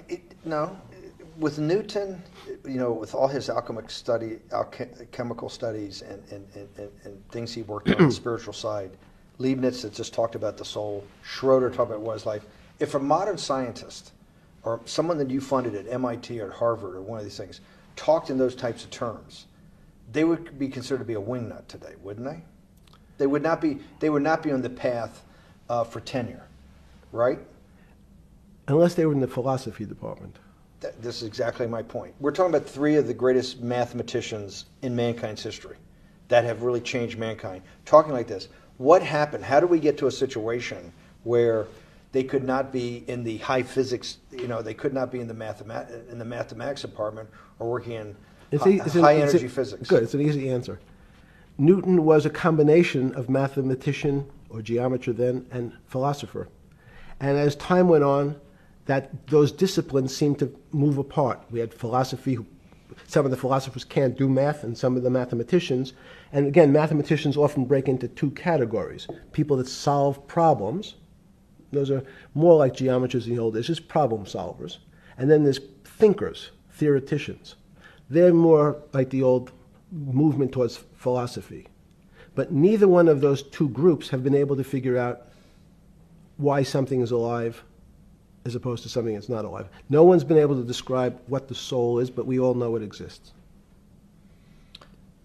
And I think what we need is science is a bad word. I think science only describes the things we already know about the physical world. In fact, there's an argument that the physical world that we see has been created out of our systems of mathematics. Mathematics, everyone knows mathematics describes the physical world much greater than it should, unless my view, the physical world really comes out of conscious beings that have mathematics. So they create it. This table appears to you and I to be solid. To a bat, because we have light that's bouncing off the table into our eyes, it appears solid.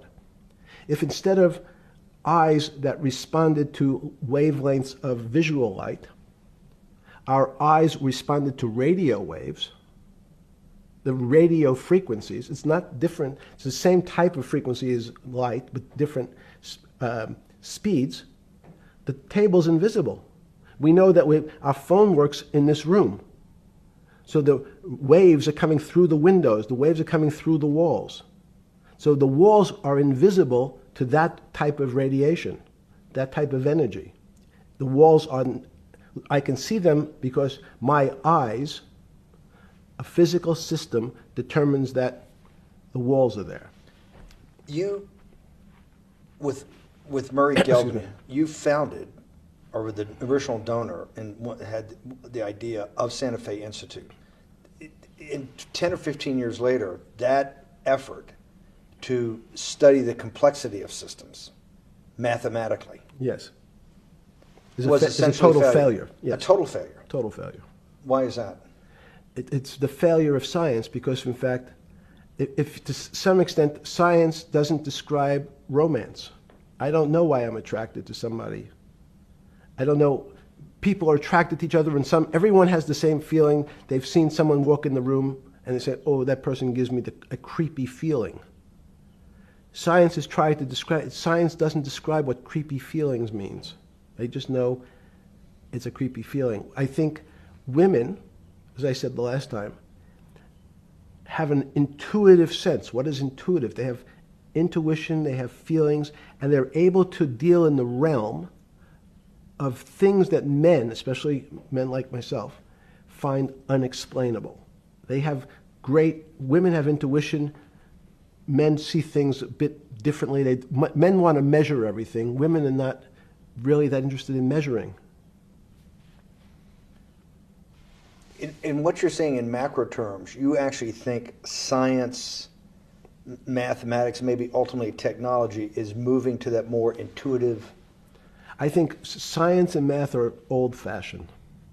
And unfortunately, people are still taught that they have to learn algebra in school and certain things in school, as opposed to learning to have an emotional. Is this what Larry Summers was trying to get at? Maybe he didn't say it perfectly enough, but what he was trying to get to in that system, the systems we study today, the way mathematics is either taught or understood, that women just haven't gotten up to the highest realms of engineering or physics or mathematics because of that. And you're actually implying that there's a either new branch of science, or we've hit an inflection point like in Newton that's going to go in a Newton took mankind in a different direction because he was able to measure.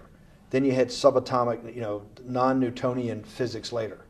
Are you saying that you think there's another developing field that's coming up that may take us, I don't know how many decades to get our hands around, but that's what's evolving out of this? Yes. Yeah. In fact, I think that mathematics, it's not the end of science. Every year someone says it's the end of, we can't discover everything. There's lots to discover with relationship to the physical world, but we know a lot already. In respect to the unexplainable world, we almost know nothing. Women, again, sense it. And instead of Larry Summers, I won't digress too much, but Howard Gardner early on said, there's not one form of intelligence. It's not mathematical intelligence. There's emotional intelligence, this kinesthetic intelligence. There's this argument that I reject that black people are less intelligent than white people. It's not true. We know, for example, that if I was in the forest and I had to run from the lion or figure out a way not to be eaten, and my competition is a local African, I'm the one who's getting eaten because they have the intelligence to deal with their local environment. So it's just different. It's not better, it's not worse, but there's many differences amongst different types of people. And so people have different intelligences, and they excel in some intelligences usually, and less so in others. When did it come to, because the world of high finance is a world of pure reason, or is it a lot of emotion and gut checks and on trading desk and central banks when these decisions get made? Is it that high church, like the high church of science of high energy physics, or is it as much emotion that comes in as much as the mathematics and the reason? It's a great question. I think if you talk to really experienced and successful traders and you ask them how they know what's going on, they can't give you an answer. They don't know. They feel it. They can feel the way the market's moving. They can feel the way the stock's moving. And that these are not very well-defined terms. It's difficult to put in mathematics terms, how did I feel it? You could look back and make guesses what I was seeing. But great traders feel it and then act on their feelings. That's the difference.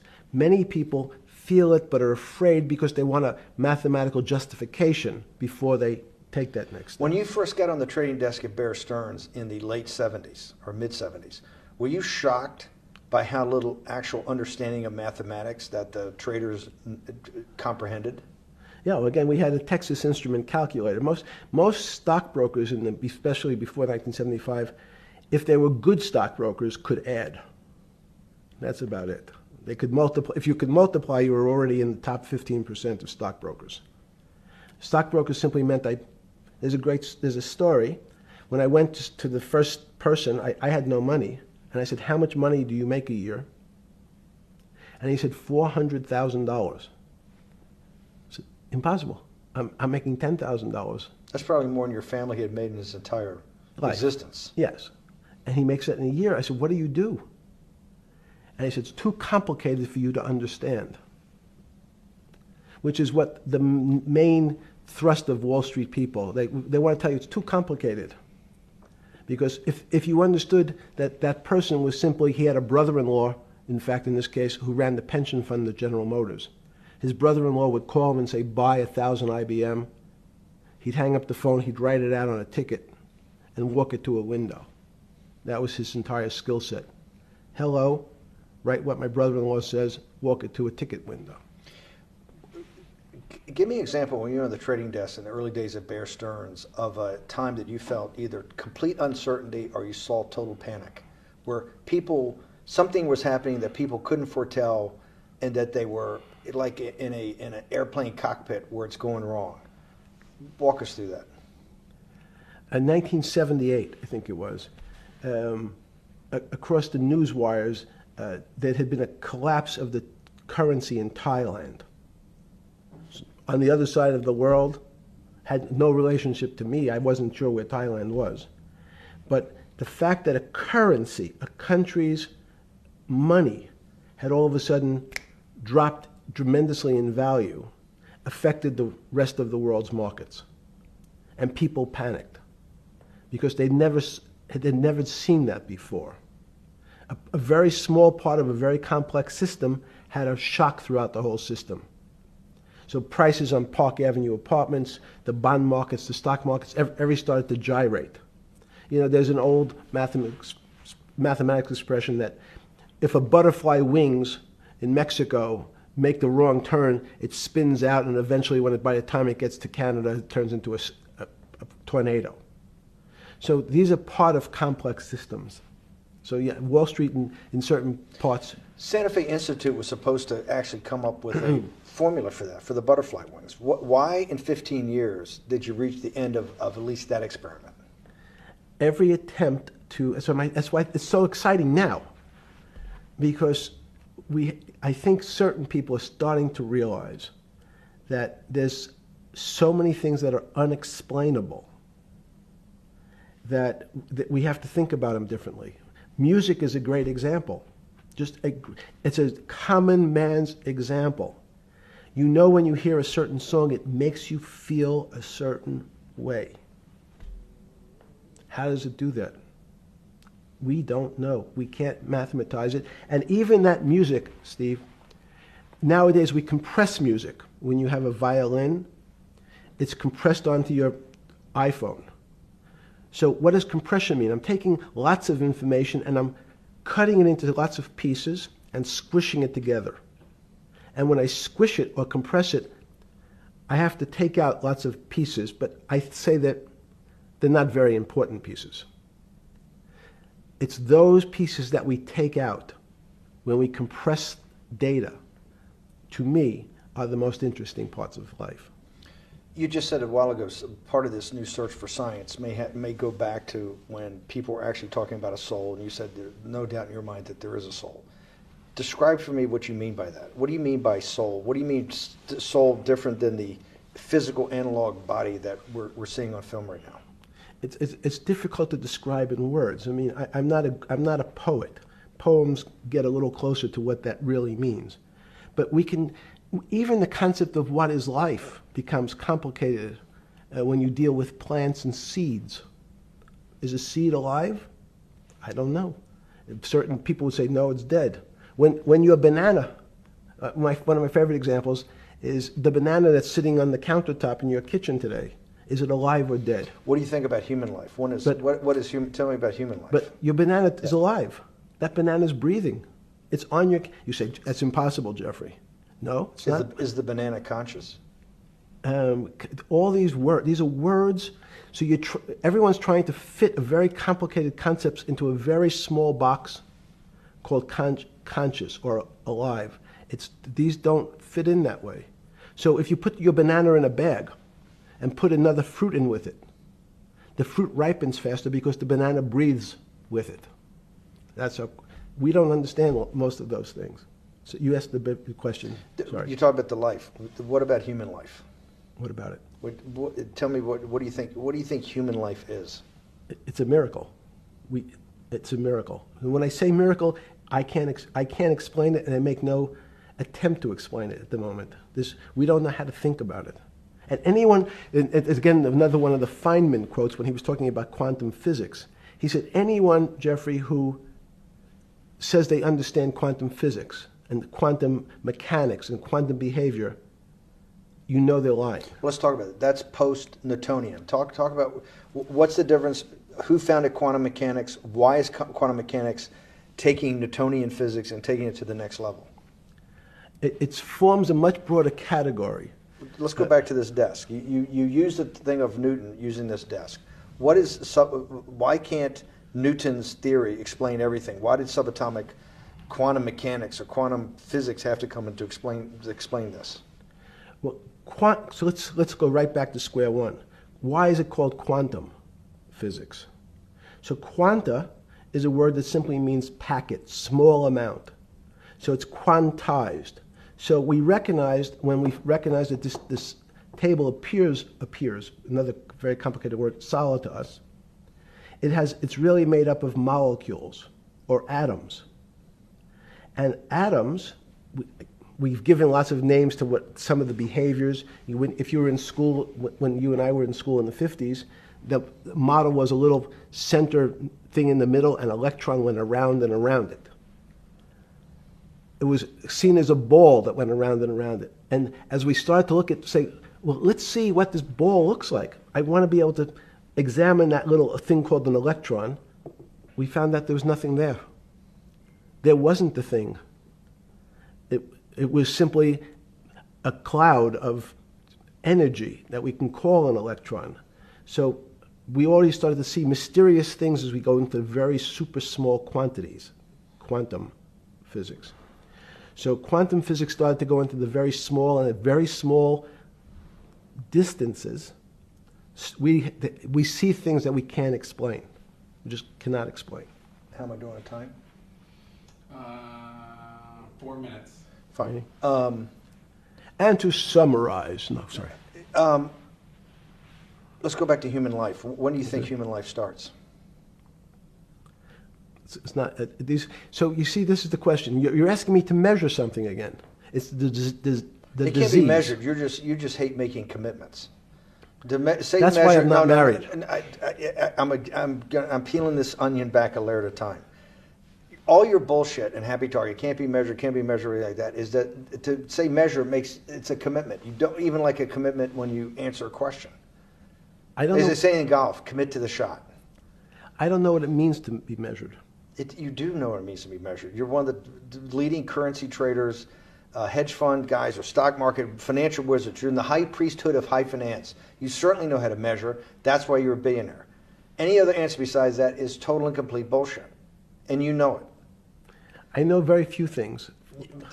You know things can be measured. You measure every day. You weigh and measure every day. You weigh and measure people. You weigh and measure leaders. You weigh and measure economies. You weigh and measure politics. It's a very good. You weigh and measure. Hang on. Your whole life, in fact, is measuring. So what you've now done is a great thing, is you've used the word measure, a mathematic term, in the common vernacular, and abused it. So I don't even recognize what it means. It's so abusive to my field. Why? And let's go to that. In mathematics, measure means what specifically? There's no specific. It's an approximation, or giving something a number. Einstein said, we're not asking you to go to the ninth decimal point. You didn't say that before. No, you're not going to the ninth. I don't even. What if I say measure how tall are you? You'd say, 6 foot. 6 feet. But is it 6 foot 1 inch? Give or take, between 5'11" and 6 feet. But what's that? But I want. So the question is, I want an accurate. I got Zeno's paradox. I don't even know what it means to measure you. Am I measuring the top of your hair, the top of your skull, the finer, the more. You're being rabbinical. This is like. I shaved my beard off. I used to be rabbinical. No, my point is, isn't that going through the Torah where you're parsing every definition? No, so, however we broadly define measure, your life literally is about measurement, is it not?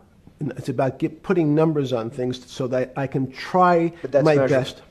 That you can call it whatever you like. If that Well, that what do makes you feel what- better. What do you know? No, Because I I'm wanna trying make you relate it happy. back to your scientific inquiry. No, even a number. People don't. A number is a complicated When did thing. you come? When did you come to this inflect? When did you come to this aha moment? Was when it was in your solitary confinement, when the biggest financial crisis in world history was going on, in your 7x9 jail cell with your metal bed and your two brushes because you were a trustee with the brown uniform on, trustee spelled wrong. Is that the moment of clarity that you had about science and Newtonian physics and everything that we can measure is really not going to be the way we go forward? It's going to be much more esoteric, emotional intelligence thing. Was that your moment of clarity? I wish it was, because it would make such a great story for this interview, but it's not. It's the fact that I lead such a privileged life to come across. But when did you? If it didn't happen then, when did it? Or did it happen before? I was then? going to hopefully Okay. get to the. Okay. I'm in a privileged position to have some of the world's smartest people come to my house and tell me what they think about different subjects, and I finally realized that the thing that they had most in common was there was this area, no matter how smart they were, that when I asked them the questions, they said they'd have to resort to a 500 or 1,000-year-old response to that question, which was, I don't know. You know who else found that out? In Socrates. That's what Socrates kept doing, right? Socrates kept asking all the experts. He would go through, question after question after question, and realize at the end they didn't really know. They really didn't basically understand what they were talking about. And one of the things that people won't enjoy, it turns out that potentially one of the bad things to teach children is how to write. Writing, reading, and arithmetic was supposed to be, everyone's supposed to be taught. But writing forces you into a very narrow channel of thinking. You have to write in a certain form, in a certain way, in a certain linear pattern. So your thinking becomes somewhat narrow. The reason I brought up writing is one of the recent discoveries of mine with respect to Socrates, Plato, and Aristotle is they never wrote anything. They spoke, and people around who could write wrote. Socrates could think. So that was. Jesus of Nazareth was the same way, right? Never wrote anything. I thought he was a carpenter. He was a carpenter. Didn't he need like a little carpenter's tool? I don't want to get that. But at least his written record. Right. One last thing. Sure. Thank you for having me to your house.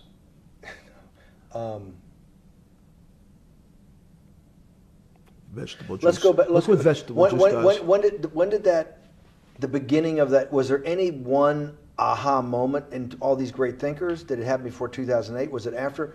That came up over, I know, many years, but when did you actually realize, hey, something new's got to be developed? Yeah, that's great.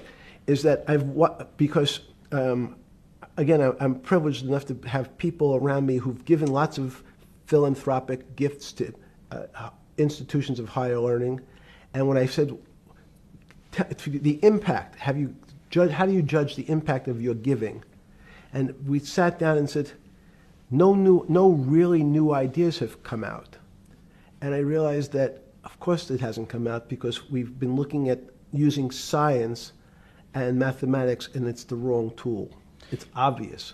Institutions that are set up and try to put forward knowledge and understanding and truth, should they take your money? Derek Bach at Harvard said, taking money for good causes is a good thing. So if Hitler took all the gold out of the teeth of the Jews and said, I want to give this to Heidelberg University to fund the Leibniz chairs so that I can study high energy physics, Derek Bach would say that was fine? Again, these questions are questions where good people on both sides, like your Charlottesville, could differ. I don't know the answer to these questions. So tell us the two.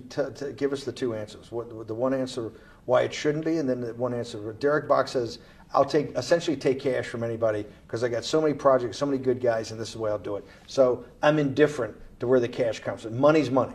And if I got good guys, I'm the fiduciary that says these are good people and this is good research, okay? I'll take the cash from any source, including you. What's the other argument? Let me give you that. I know in my case, Is your money dirty money? if you live, I just asked a question. Is your money dirty money? no, it's not. So in fact, Why is it so- not dirty money? Because I earned it, a heart. But you earned it. I earned it legally. We went back to this before. You earned Yes. it. You earned it, advising the worst people in the world, right? That do enormous bad things, and just to make more money. So instead of asking me the question, should you take the money? Because I think it's a legitimate question. Do you think it's a legitimate question? Yes, no Why? question. Because I think about, ethics is always a complicated subject, but I can tell you that with the money I gave to help try to eradicate polio in Pakistan and India, instead of asking me whether that money should be given to these children for vaccines, I think you might want to ask their mothers who received the vaccine, who know their child now won't get polio, and ask them if Epstein should have helped these people If we with their walked in, money. if we walked That's in, you're is a that a fair mathematician. question? You're a mathematician. If we walked into that clinic where they're giving that money out to these people that are in the most dire straits of poverty and sickness, and told them that the money was coming from class 3 sexual predator? Tier 1. Was tier 1's the highest and worst? No, I'm The lowest? I'm the lowest. You're the yes. lowest. Okay, tier 1, you're the lowest.